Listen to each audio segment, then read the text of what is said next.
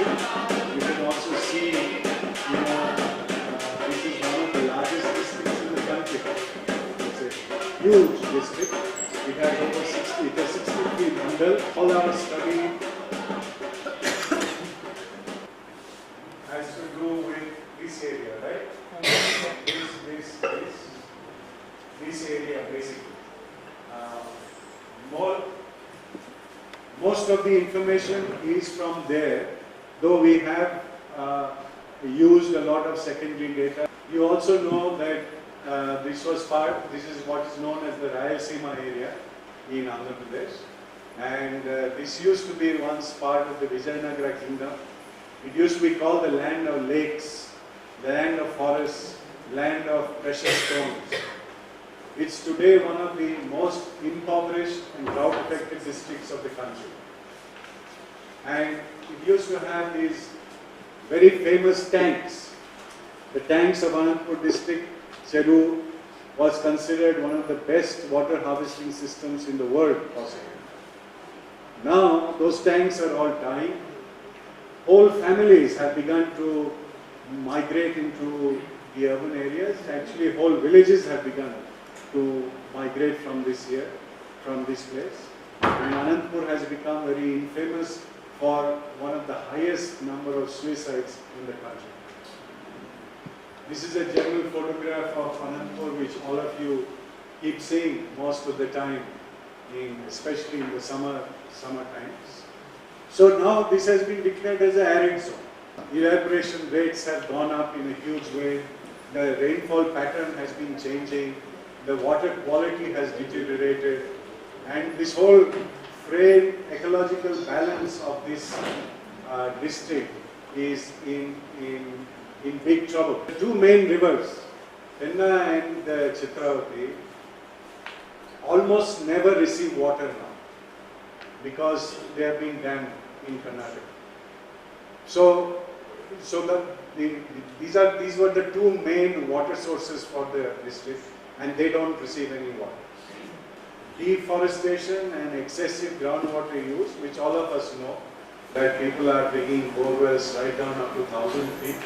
They are putting 10 horsepower, 15 horsepower pumps, and we are pumping out all the water from the groundwater. So surface water is disappearing, groundwater is disappearing, forests have disappeared. So we have one of the very large rural population, about 72% of the district population is rural. Of these, 61% of them are dependent on agriculture, and almost 90% of them are marginal dryland farmers who are trying to exploit this fragile resource. While the state indebtedness is the indebtedness of the people, average indebtedness is 18%, our rural indebtedness is 45% according to government records. Of course, health conditions, as you know, have been deteriorating very rapidly, and whole families from villages, and whole villages in fact, have been migrating from this area. We have one of the highest number of suicides, I already told you. But this is a very interesting statistic that we found, that between 1901 and 2011, this 110 years, our population in the rural areas has increased by only 7.86%. And our population in the urban areas has gone up by 24%, almost 25%. Those who are involved in agriculture, the cultivators, they have actually decreased from 4.88 lakhs at that time to 3.77 lakhs now. And agricultural laborers have increased from 4.62 lakhs to 6.53. So in the agricultural field, what we see today is that of nearly 6.5 lakh agricultural families are there in this district. Of this, 66% or 4.3 lakh farmers have less than 2 hectares of land. That is about 7 to 8 acres of land. Of these 4.3 lakh smallholder farmers, 75% of them are OBCs and Dalits. And all the traditional mixed cropping systems of diverse crops, including millets, etc., has been replaced by cash crops with a focus on monocrop of groundnut and lot of cocktail of chemicals. We also have this big problem of rain. So we don't get rain properly. We get maybe dry spells of 4 to 5, 6 weeks every year. And this is the crucial stage of crop growth. 11% of the net crop area is only irrigated.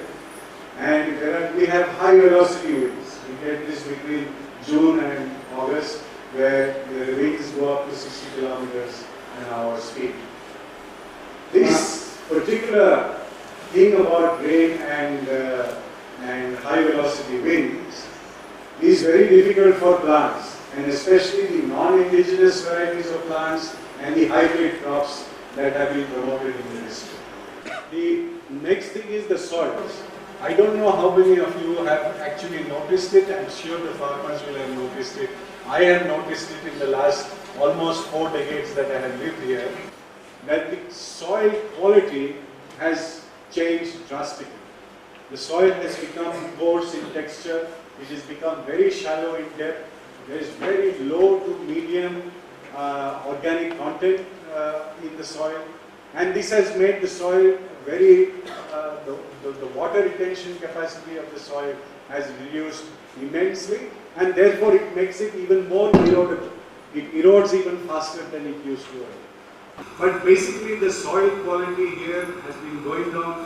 We naturally have the problem of alkalinity and salinity in our soils, but what is known as sodicity, the amount of sodium in the soil, has begun to increase very rapidly. And this, in fact, is very difficult for crops. But what we found, some more details, is that the land between 2003-04 and 2012-13, that is in a space of 10 years approximately, from 1,05,000 hectares of land that used to be used for non-agricultural purposes, it has grown to 1,50,000. That means almost 45,000 hectares has now gone into the non-agricultural sector. What used to be the permanent grazing grounds, 10 years ago the grazing grounds used to be on 35,000 hectares. Today, grazing ground available for pastoralists is less than 6,000 hectares. The land under, miscellaneous trees, wild fruits, and the old groves of trees that used to be there. This does not include the sown, like mango and all that has been sown. That's not what we are talking about. These are what was there from time immemorial. That used to be 37,600 hectares in 2003-2004. Today it's 9,400 hectares. So in whichever way you look at it, the common lands and the common resources have been shrinking, and it is going into non-use of people living here. Here is our heroes, groundnut. We all so enjoy groundnut. I love eating groundnut. It's a great nut. But unfortunately, this groundnut is actually destroying our district. Of this I am completely convinced. That a monocrop of groundnut is destroying this district and will carry on destroying it so long as we try to come out of it.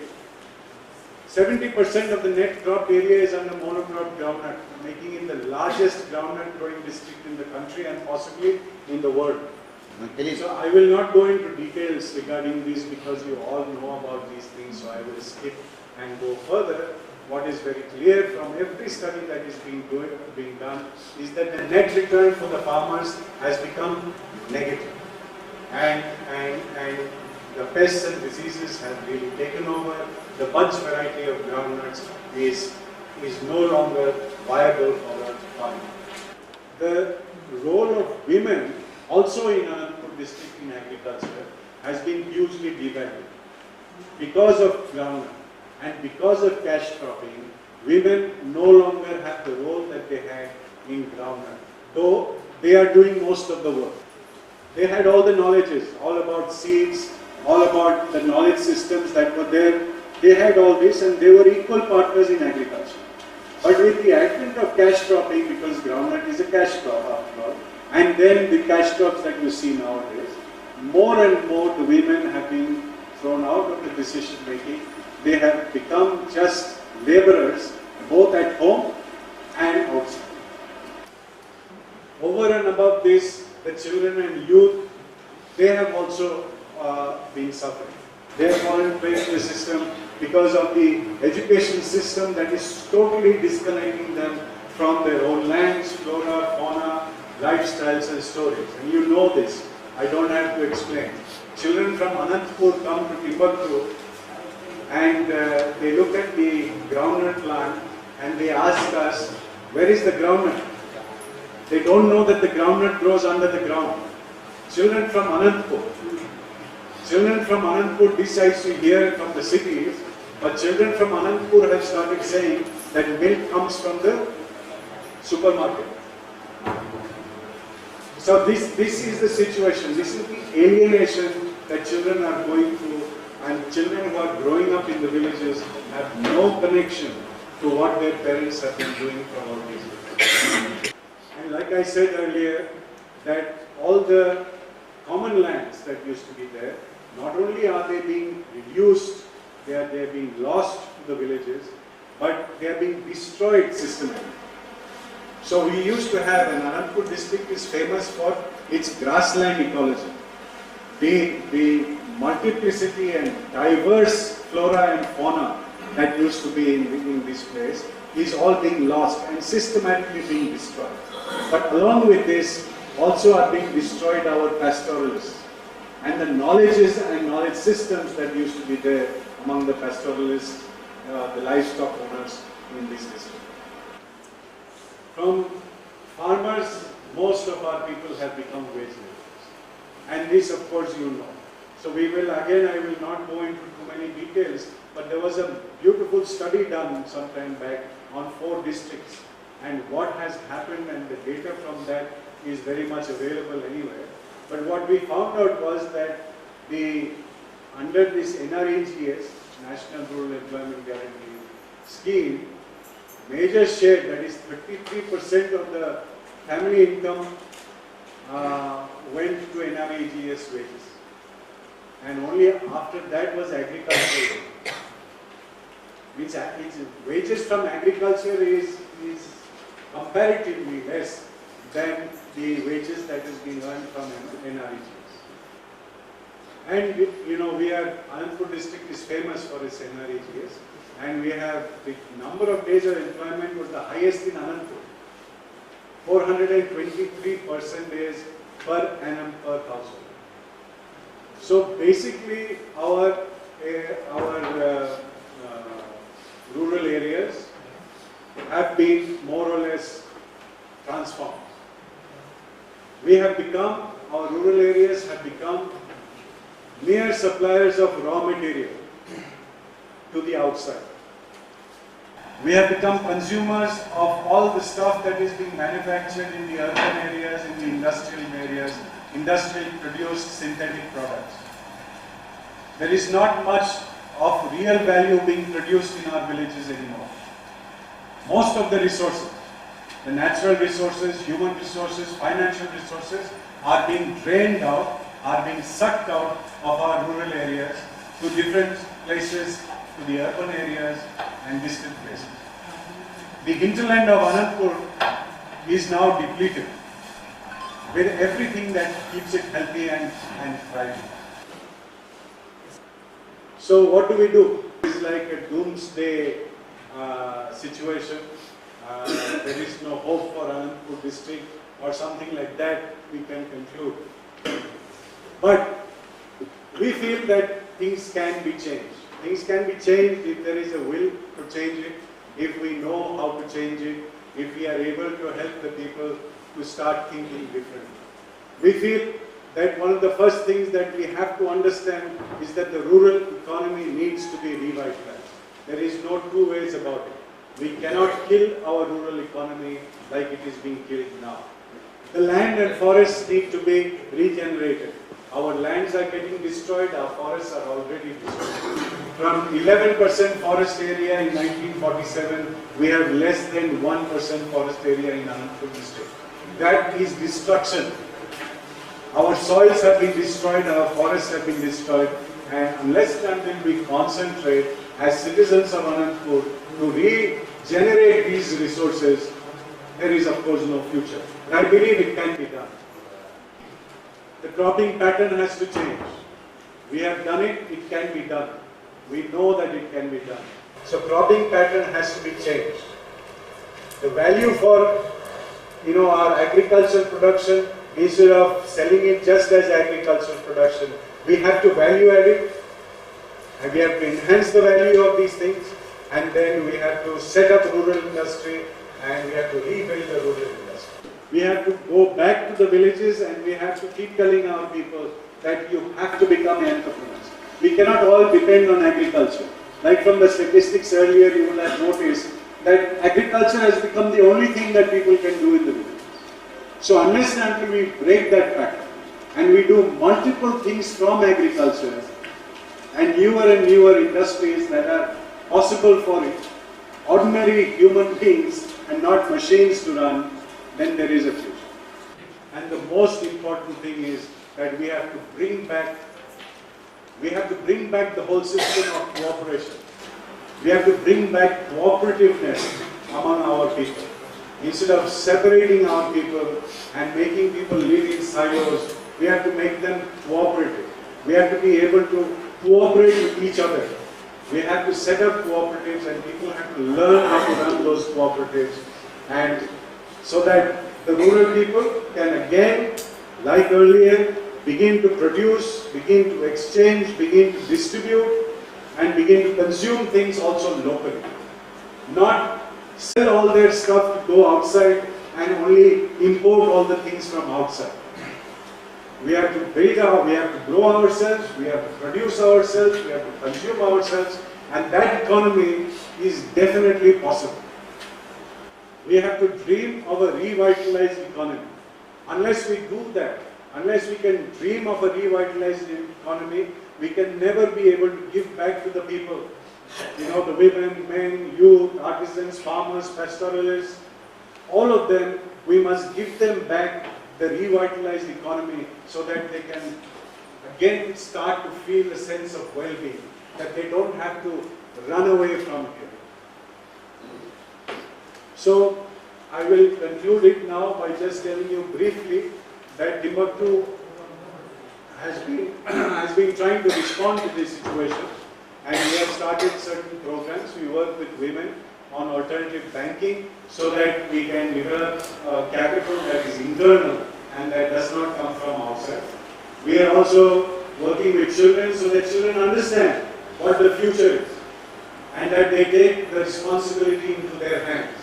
We are working with the forest people, with people who are protecting forests. About 7,500 acres of land is being made into a bioreserve and forest area. And we work with people with disabilities because they are as important as anybody else in this district. We are working on farming, on sustainable farming and organic farming. Some more information on that will be coming later on. And we are working on setting up producer-owned business enterprises. These are owned by the people and they are run by the people. So basically, we started work in 1990, and then in 91 we started working around Timbuktu, this place. In 92 we started working in the villages, and today we are working in 172 villages with about 20,000 families. And we have promoted 16 mutually aided thrift cooperatives and producer-owned cooperatives in these 3-4 mandals. Thank you very much.